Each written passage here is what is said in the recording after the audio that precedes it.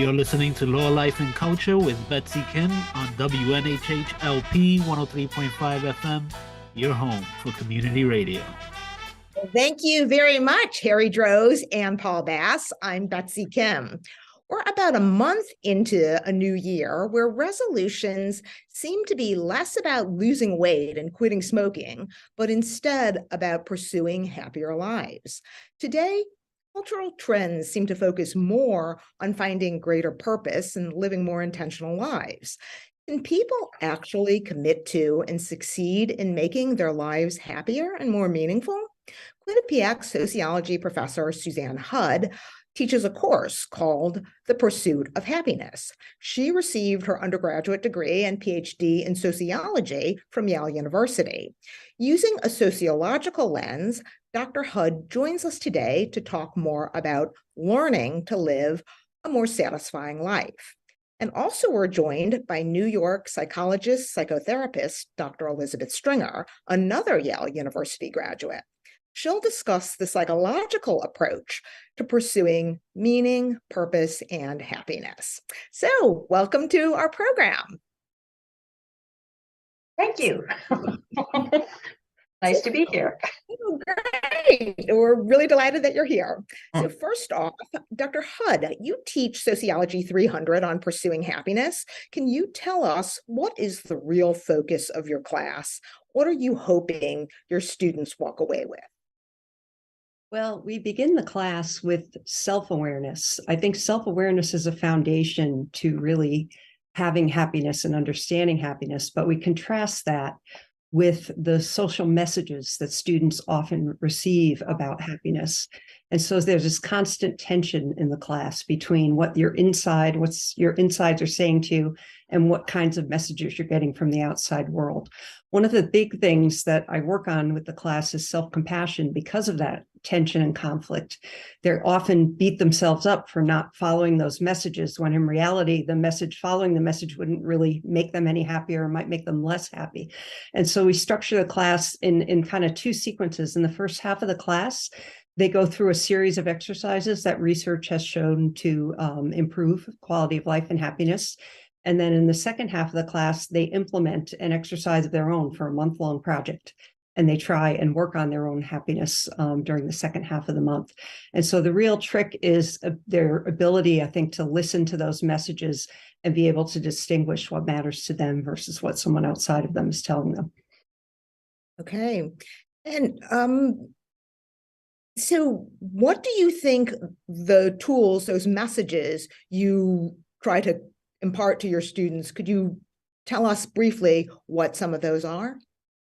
I don't try to impart any messages to my students, but what I try to do is get them to be attentive. I'm a certified mindfulness counselor. Mindfulness is really the foundation of happiness, being aware of the things in your environment that don't sit well with you. So I don't tell them what's going to sit well or what's not. For example, I hate to shop. Some of my students love to shop.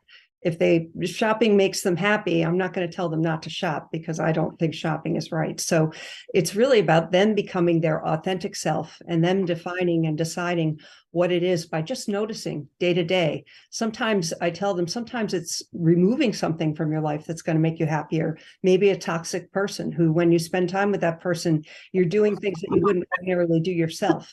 And so you need to extract that. Or maybe it's adding something to your life, spending more time in nature, something that research has shown can increase your quality of life. The Professor Hudd has a sociological perspective with her background, but I assume many people see shrinks because they want to be happier. So this is a life skill that you, Dr. Stringer, teach patients as well. So Dr. Stringer, if a basically high-functioning individual came to you to just psychologically be happier, what are some of the strategic steps you'd advise them to take? Well, I think a lot of the things that Professor Hudd are suggesting are very similar to what happens in the consulting room. Because if someone is functioning pretty well, chances are the other areas of their life don't need as much attention, but oftentimes the discontent does come from the discrepancy between what their inner more authentic self wants and dealing with the outside messages. So sometimes they're not aware that those are the inside messages are there. So sometimes increasing self-awareness is one of the things that we're trying to have happen. I mean, of course, there are other sort of more concrete tasks that can be involved. I mean, there are ways to teach different sorts of mindfulness. And you can, but you know, as you kind of said in our earlier conversations, there's not one size fits all for that. I mean, focusing on the breath is one that's very common, but for some people that makes them more anxious. So you can do things like focus on sound and that sort of thing. But I mean, I guess the other thing I would say is that there are also fairly high functioning people who have a fair amount of difficulty either with their family relationships or with their intimate relationships. And that is an area that therapy can be extremely helpful for, to try to identify what are some of the not so helpful patterns that people find themselves in. But then have to reroute them. Yeah. Professor Hudd, I've noticed there are so many self-help books, articles, and videos for people to learn how to live more intentional, purposeful, meaningful lives. Sociologically, why has this become such a popular cultural trend? Well, I go back, when I thought about this, I go back to Durkheim, studying during the Industrial Revolution. He examined, he was one of the founders really of sociology, and he examined suicide rates. And what he found was this concept that sociologists call anomie, this sense of disconnectedness from society. So imagine going from a farm onto a factory assembly line, your whole world is kind of turned upside down. He associates anomie with this idea of disconnection and rapid change that happens in society. And one of the books that we actually use in this class is called The Power of Ritual. Casper ter Kuile is the author. Really excellent book. The students love it. And he talks about the period of time that we're in now as a paradigm shift, that the way we're forming communities and the way we're creating connections is just totally upside down from what we did, say, a decade ago. And so I think that, coupled with rising consumerism, social media platforms constantly, and they're adding new ones every day, it seems, from my perspective, that all those things kind of lead us to desire and crave this permanence, the sense of stability, the idea of connecting to something longer term that has meaning. The phrase people often use, I found my people. Finding a group of people that you can do something with and have that kind of deep connection is becoming harder and harder.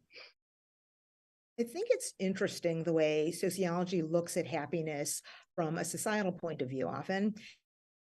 People connect with the community or perhaps getting outside of their heads in some way. Dr. Stringer, is it ever a struggle if someone is being overly introspective in pursuing a life of happiness, which is an internal concept of happiness, but through purpose, which by its definition should be about getting outside of the self-absorption of being in one's own head? There's something to what you're saying, but usually if someone is that far in their own head, it falls more into the category of what we call rumination than actual self-reflection. And sometimes it can be kind of hard to tell the difference. But if somebody is kind of going over and over the same material all the time, then something else besides self-awareness and introspection is actually happening. And in fact, one of the things that can be doing is kind of rehearsing certain grooves of thought that make it more likely that those patterns of thought are going to stay there. So sometimes one of the things that therapy can do is help illuminate that, and then encourage somebody to find ways to reroute that, and that sort of thing. But I mean, ideally, I mean, sometimes what happens is that somebody who's in a state of distress does become more temporarily self-absorbed, and there's a sort of common misunderstanding that if they go into therapy, it's just going to make that worse.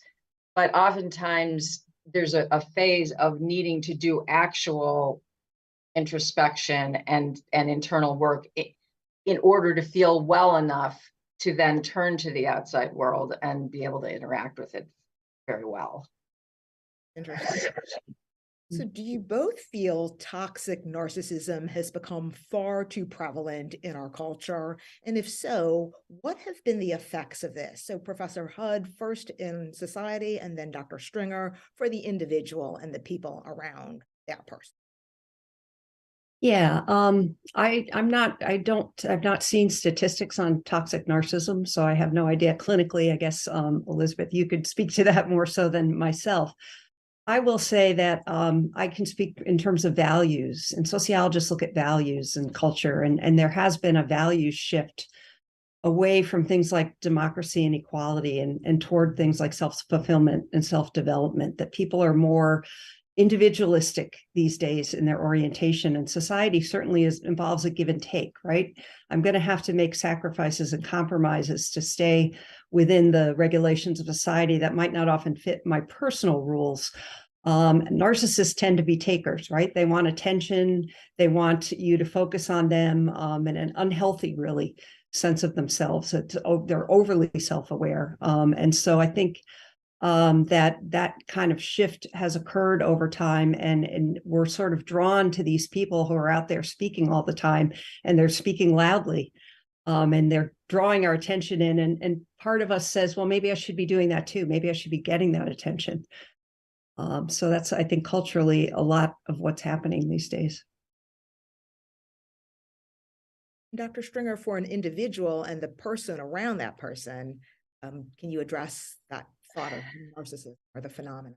It's a very complicated question, so I'm going to try to streamline the answer a little bit. I mean, in terms of the culture, I think it's been happening for a few decades now. There was a book, you might remember, Professor Hud. It was called The Culture of Narcissism, and it came out 20, 25 years ago. And Tip something was the author. I can't remember his name, but anyway, so I think it's been accumulating. And there was a book that came out some years ago called Bowling Alone, which was about this sort of shift in, group interaction that tended to emerge after World War II, because there was so much having to come together, and how the culture was moving more and more towards becoming individualistic. But it's tricky, because I also think there are some gender issues involved. For instance, I think even though there are shifts, there are ways in which girls and women are often much more socialized to be focused on the other person. And so allowing themselves to also take into account their own needs, not in a mutually exclusive way with the other's needs, it can be an important part of somebody's psychotherapy. And I often get a little bit annoyed if I read an article by a guy who suddenly in late middle age discovered that focusing on the group and the meaning in engaging with the group is this newfound phenomenon. Sometimes I can get a little annoyed by that. That being said, I also think for both genders, yes, there is some cultural shift in that direction. I think social media's played a role. There's a lot of performative aspects to that. I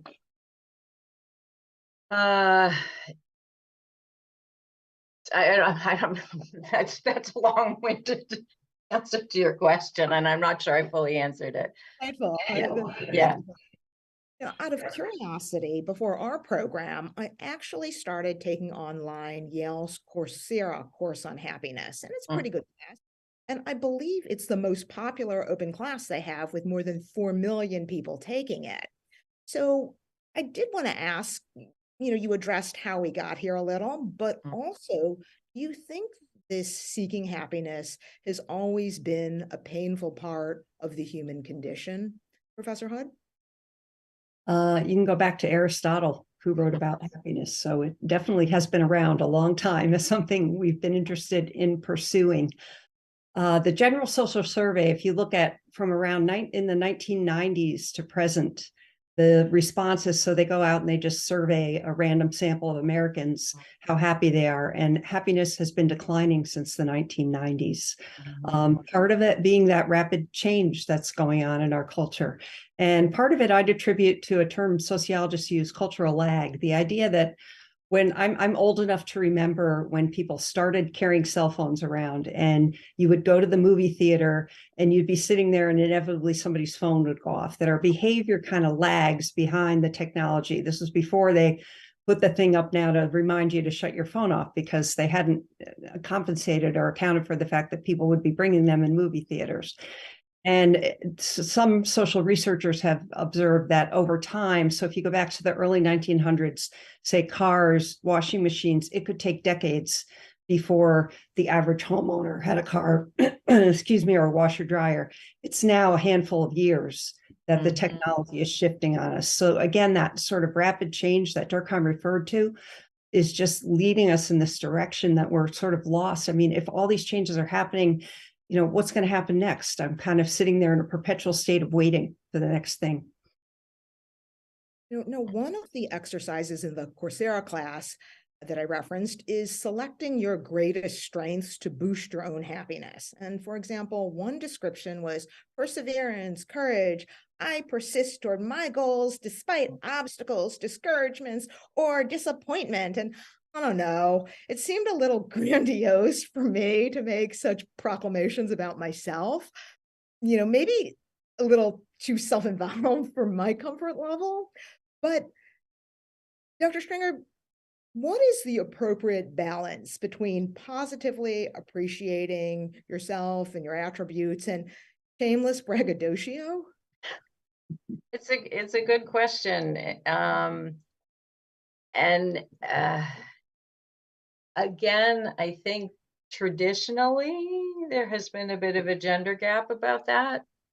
I think it's shifted somewhat. I think, and I also think that, for instance, if you learn about competition from your father versus your mother, you're more likely to feel comfortable with that form of self-expression. And so I think kind of being aware of when it's useful to have that form of self-expression and when it's going to be respected and expected can be useful, but also being aware of no matter who they are or what gender they are, if you keep doing that, someone's going to perceive you as a jerk. It can also be very helpful. But I think ideally what we're all sort of looking for is trying to find a way to balance what our own individual needs, desires, goals are, and how to balance that with what the needs of the community are. I saw an interesting TED Talk with psychologist, and he said there are 3 types of happiness in a satisfying life. One, the pleasant life, and this includes having as many pleasing emotions and experiences as possible. And I think that's like traveling, entertainment, and sport. 2, the good life, and he also called this the flow of being very engaged in something, totally into something that you really love, so you lose track of time. Maybe like this program, Law, Life, and Culture for me. And then number 3, the meaningful life. And this was using your greatest strengths in service of something larger than yourself. Professor Hood, do you agree with this way of framing a plan for him?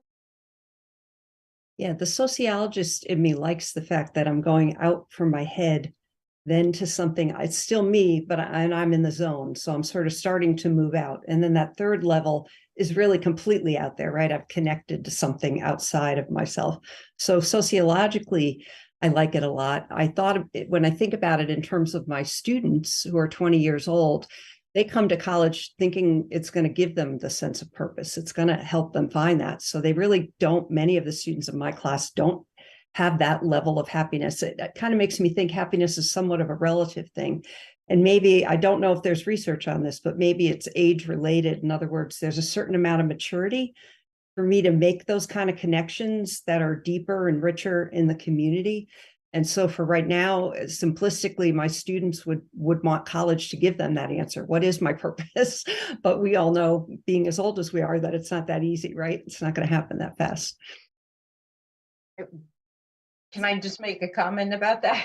There's a couple of studies, and you all may have heard this, but that apparently there's a U curve of happiness that goes down, and the bottom of it is in middle age and then comes back up again when people are older.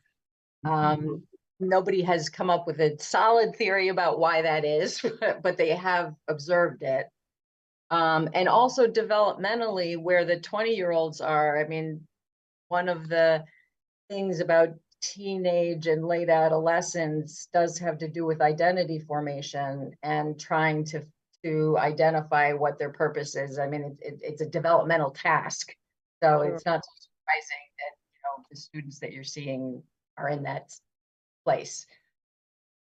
Interestingly, Dr. Seligman's research said that the pleasant life was the shortest lived, and the meaningful one provided the greatest satisfaction. So Dr. Stringer, can you address that aspect of Seligman's theory? And if you agree with it, and I know you've described that it's a long process, but if you could provide any thoughts on a workable plan to turn this life philosophy into an actionable plan. Well, I guess my position is that ideally you want all three to some extent. It's hard to imagine going through life without some dimensions of pleasant experience. And in fact, enjoying certain aspects of that are pleasant, like, some of the basics like food and so on. It's interesting. I'm not sure what he means by the shortest. Does he mean the shortest lived? Yes. Okay. I mean, I suppose if you become the word that's coming to mind isn't quite what I want. Profligate is what's coming to mind. I mean, if all your focus is just on getting pleasure, yeah, I mean, you might get into drugs, you might get into alcohol, you can get into a lot of dangerous situations that could shorten your life. But obviously you want some of that in there. That being said, I also remember when I was about 13, I had an uncle who was a news broadcaster and was quite well known and had lived a very exciting life. And I had a grandmother who actually ended up living to 101. And I remember thinking, do I want a short, exciting life like Dad, or do I want a long, boring life like Grandma? So what did you conclude? Well, first of all, in my maturity, I realized the degree to which I had completely underestimated my grandmother. And all the experiences that she'd been through, and she raised 6 kids and so on. I think initially I had wanted an exciting life like my uncle. I think over time, some of the choices I've made probably don't have the same quite peak experiences, but they also don't have the terrible valleys that included. So, I mean, I do think you need peak experiences in your life, but I think that the pursuit of what he called the meaningful life is extremely important. You're listening to Law, Life, and Culture with psychologist, psychotherapist Elizabeth Stringer and Quinnipiac sociology professor Sue Hudd on WNHH 103.5 FM in New Haven, Connecticut. So, Dr. Hudd, can you also address what you advise your students in balancing the pleasant life, good life, and meaningful life into one life? Would there be maybe a ratio of 20-20-60 or in balancing those three components? Yeah. First, I will say that one of the things I tell my students is I'm not a psychotherapist. I'm here as a facilitator, and I don't know to what degree. We've not really talked about how many of them are seeing psychotherapists, but many of them do present sometimes in their papers and things, life issues. Certainly school just by itself. I look at my students, so I went to Yale. I never felt the level of stress or pressure that I see my students demonstrating in my classroom. It's unfortunate to me that society and the forces that they feel, because I don't think it's them. I just think it's coming from outside of them. And particularly getting a degree, school, is a long-term adventure. And think about all those things I said about how rapidly everything else in society is happening. But I got to wait 4 years, and now really it's up to 6 years in many cases for people to graduate and get their degree. And so your day-to-day life might not have those pleasurable moments as much because you got 3 papers due. So this is something we very actively talk about in class. The importance of stepping back. I tell them I always take a walk every day, even if it's just a 15-minute walk. Even if I have something due in an hour, I will sometimes get up from my desk and go for that walk because I'll put more fresh energy towards something, and it's good. But in terms of the balance and so they're going to have this day-to-day job that's going to be extremely stressful. An example, many of my students go into social work. That's going to be really hard work. It's going to be emotional. It's going to be draining. So I think there are many things that they could do to sort of switch it up in terms of when they come home, having their own little rituals and having their own practices. Kyle, one of the authors of the books, talks about this, the idea of setting up your own habits and rituals that relax you in a way. He shuts down his phone on Friday night and calls it sabbatical and lights a candle, makes it kind of ceremonial. End of the work week, I'm into something else. So I think it's really important to strike those balances and take care of yourself. Good advice. Now, there's a lot of emphasis on being present and in the moment to enjoy a better life every day before it slips away. And article in the New York Times, for example, one technique was to run your fingers up and down the other hand and count and do it 10 times, do it to the other hand. Or to another article had mentioned focus 20 seconds on 3 things you see, then 20 seconds on 3 things hear, then 20 seconds on 3 things you feel. And I think these tools are to calm anxiety and also to bring people in the present so you're not worrying about the future. But Dr. Stringer, can you address what you think about these techniques for reducing anxiety and getting people more in the present, and what to you that means being in the present? Yeah. I think they're great if they work for you. These kinds of techniques are so not one size fits all. As I mentioned before, that, some people, if they focus on their breath, that makes them more anxious and it tightens them up. But if they listen to sound, then they can get into that space. So if you do that activity and you find a benefit from it, that the benefit that's intended, great. But if that doesn't work, it doesn't mean that there isn't another one out there that might work for you. You just have to keep looking for it. I've kind of wondered, with these techniques, are some of them a form of psychological procrastination? Like all the things I'm worried about for tomorrow will still be there. And maybe worry can be motivation for me to take care of the things so I will get them off my mind. Well, there is something to that. And one of the things studies have shown is that a little bit of anxiety for accomplishing things, whether it's an exam or whatever, can be a helpful thing.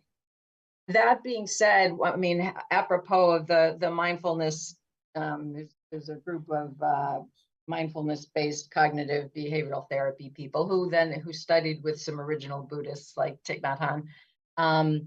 They taught, one of the distinctions I really like is the distinction between being and doing. And that what happens is if you get too caught up in the doing mode, you're not spending a lot of time being.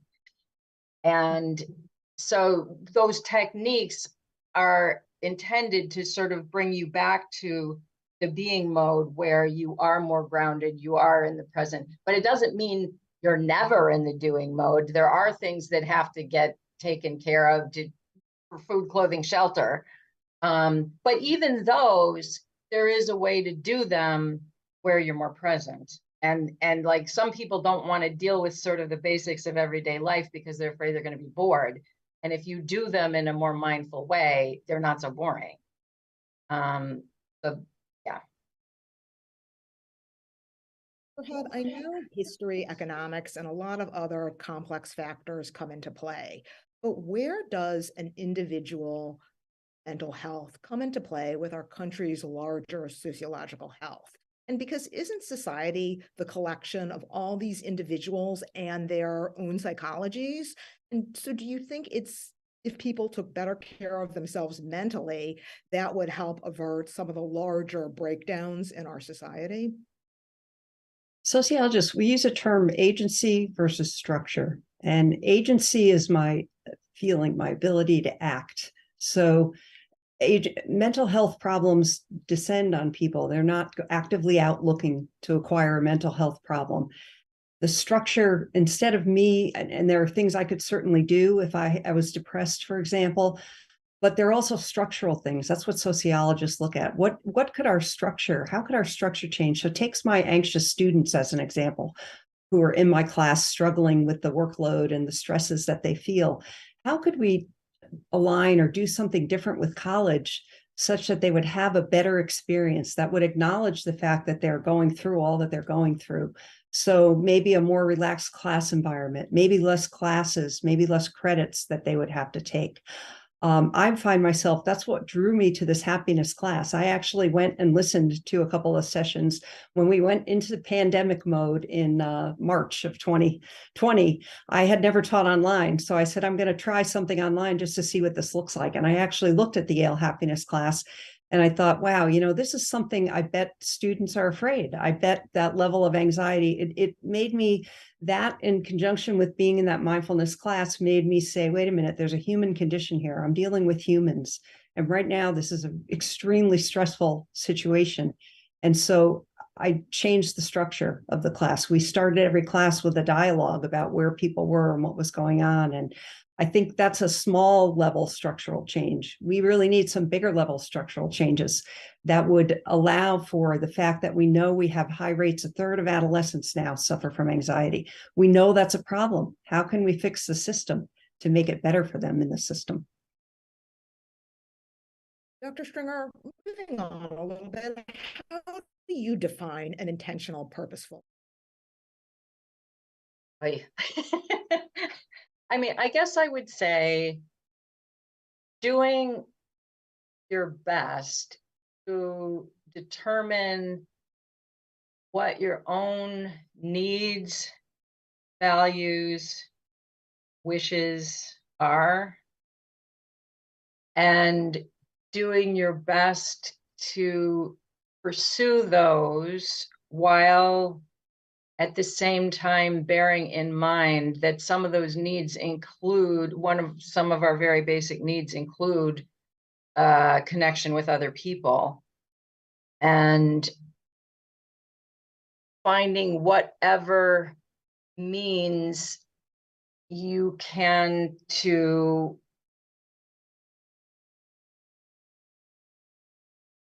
make those happen. Obvious, and while respecting society's need for some kind of order, and it means that you have to respect certain limits and boundaries and so on.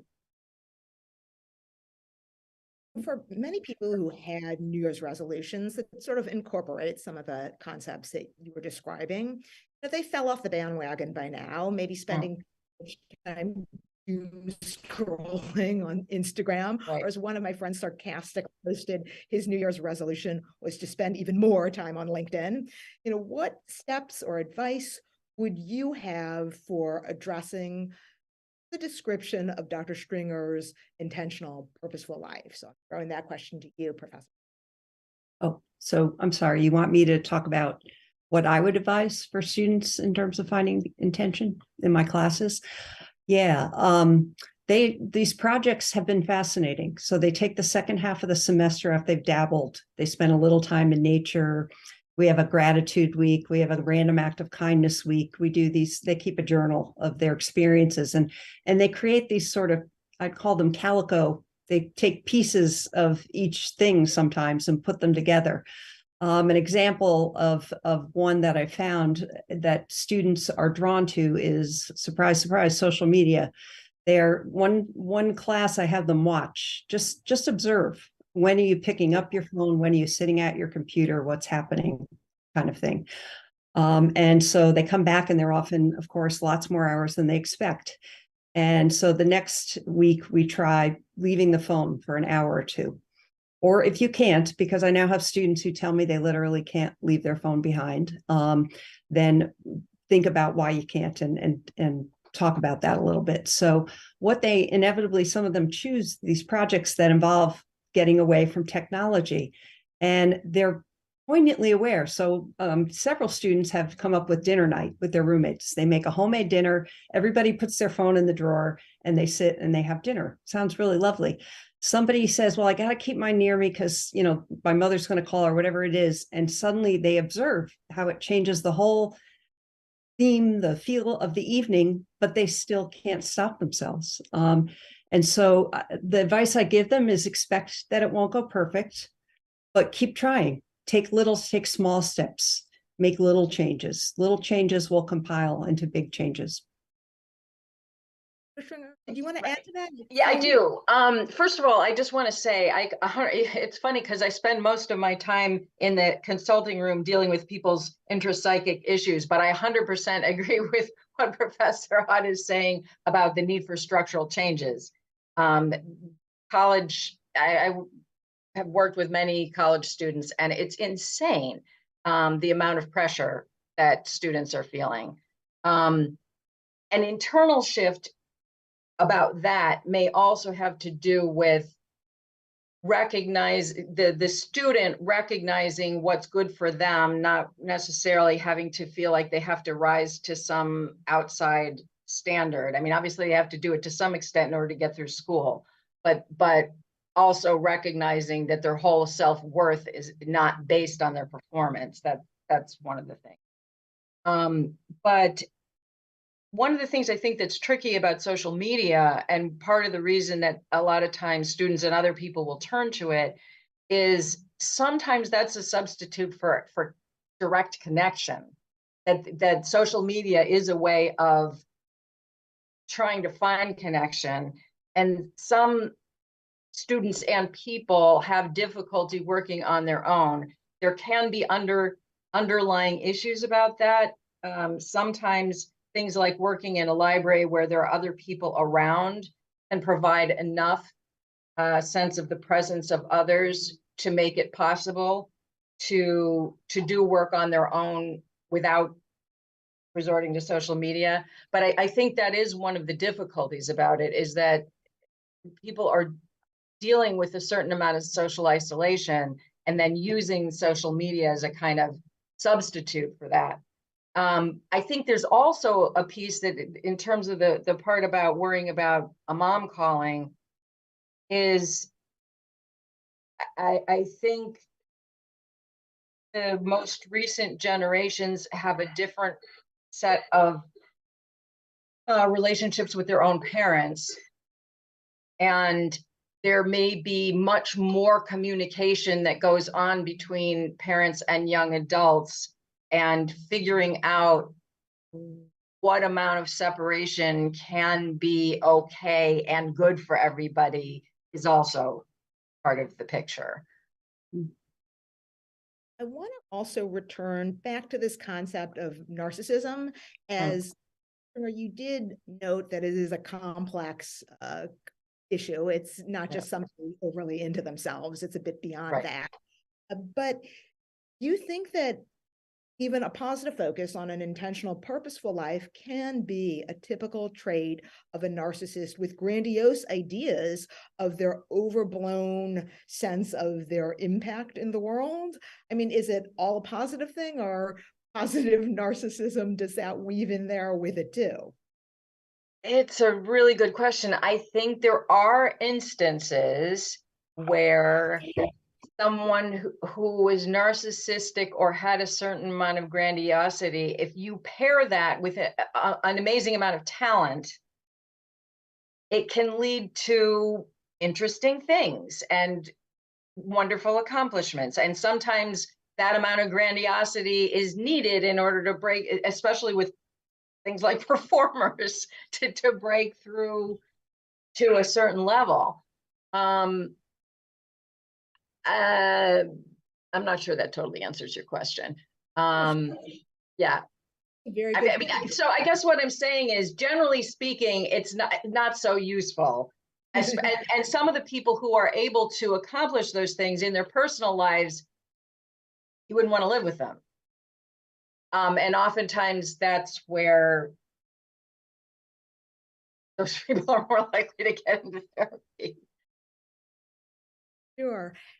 Dr. Hudd, do you have any thoughts in terms of narcissism and its psychological, impact, where you see the impact on greater society? Oh, yeah, absolutely. I think narcissists, as I said before, they want attention, right? It's going to come to me.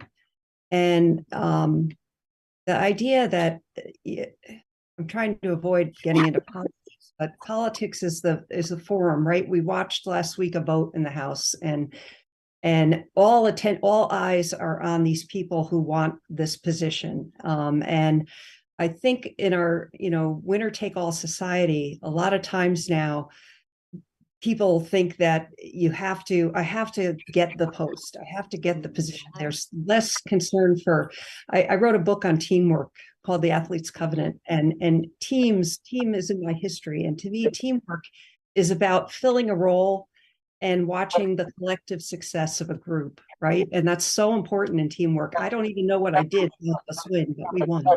And it's great. And I think that way of thinking seems to be lost at this point in our society, that the ability to do something quietly, but do it in a way that really alters things and changes things. People are doing it every day. But because of social media and because of the posts and the hits and the things that we are able to see, those kind of people tend to get lost more often, I think. So there's no counter model to that because anytime I turn it on, I'm going to see the other one, right? Dr. Stringer, I'm asking for a friend. Literally, this is not me. It's not for a friend disguised. It is literally for a friend. But I do have this friend who consistently falls in love or is smitten by the most insufferable narcissists, purposeful lives. Who falls in love with narcissists? She always says it's because she's just a really nice person, but Right. I'm wondering if she's consistently beholden and in awe of such people, if it's not because she's nice, but what attracts her reflects her values of whom she secretly wishes that she could be like. Too judgy, or fair enough? No, I think that is one of the paths. There's something that they kind of have dubbed a vulnerable narcissist who seems vulnerable on the surface and doesn't look like they're narcissistic, but under there often is a kind of grandiose sense of things, and it's not uncommon for them to be attracted to someone who has a more outward version of that. That being said, it's not the only path. I think a couple of the other ones are that oftentimes if someone who's narcissistic falls in love with someone else, oftentimes they're falling in love with a fantasy to some extent of the other person. And if you're the object of that fantasy, it can be wonderful to have all of that attention and glorification of you, and you're the best person who ever walked the earth.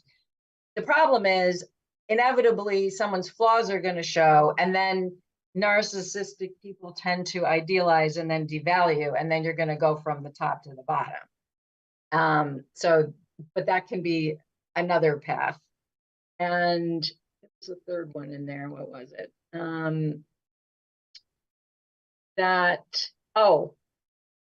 Sometimes people who had somewhat narcissistic parents became very accustomed to taking care of their parents emotionally by providing the kind of recognition and flattery, and children have a way of knowing, even without knowing it, kind of what their parents need, and often try to provide it to them. And so if that became a habit, and that also became a way of that feels like love to you, then you're going to find somebody that just repeats that. So Dr. Hudd, narcissists like Donald Trump, people can see the harm that they inflict in the world, but what harm do narcissists, just everyday Joe narcissists, do to the happiness and health of society overall? I think this tendency is diminishing our respect for each other. It's diminishing we would be better people if we could embrace difference, if we could invite difference. Some of the most enthralling experiences I've had in my life are being in other cultures where I'm getting exposed to new ideas and new ways of thinking. And narcissism to me is solid. It's central. It's going to be this way. And it's going to be one way. And if you don't fit in, you don't fit in, and low levels of tolerance. And I think that's something I see a lot more of. And really importantly, I think this is a really important point. It's come up in class many times. So I teach the class also on social inequalities. And this semester, for the first time, my students said, we need a class on how to listen. We've learned a lot about how to speak. We get oral presentations all the time. The class is about dialogue across difference. And how do we learn to talk to somebody who maybe holds a different idea than I do? But many of the social issues that we encounter these days have no right or wrong answer. They wouldn't be an issue if there were two sides being debated.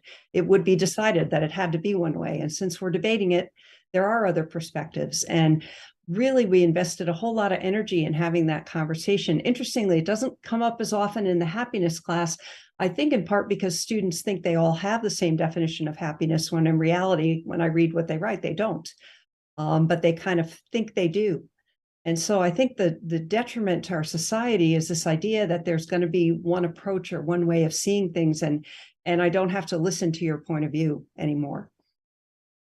Dr. Stringer, can you give some pointers or advice on becoming a better listener? I was going to say, just do it. No.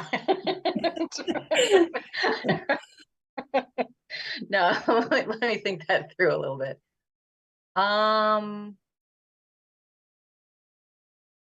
If there were a course on listening, how would that be guided?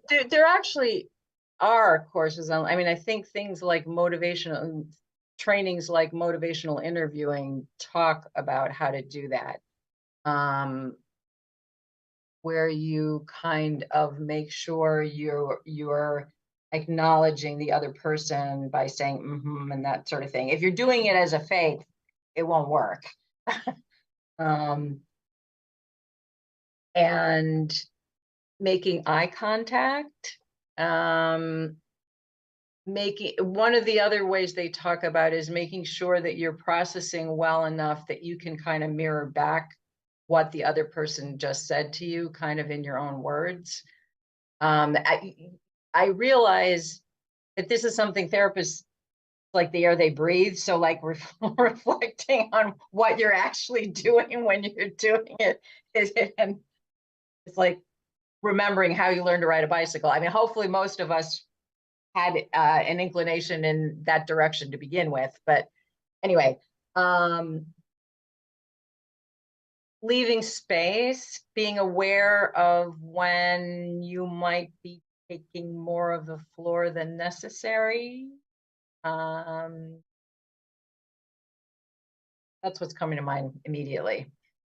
Okay. Okay. So we have Can I add 1 to that? minute left now. So in terms of salvaging or pushing perseverance for mindful, intentional, meaningful, happy lives, your last words, 1 minute each. Dr. Hudd, can you go for that? And then Dr. Stringer. I would say authenticity, what I began with, just trying to figure out who you are and then just be comfortable in your own shoes. I took a class this past year I'm a certified forest therapy guide now.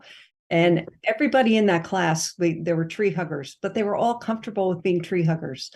You don't encounter tree huggers in your everyday life. So if that's what you are, go be it, go do it, and you'll be happy. I think we're on the same page about that. Definitely. I mean, in fact, I think being a little too driven about finding, I'm going to be mindful and, I'm going to have a happy life. The drivenness alone can be problematic. I think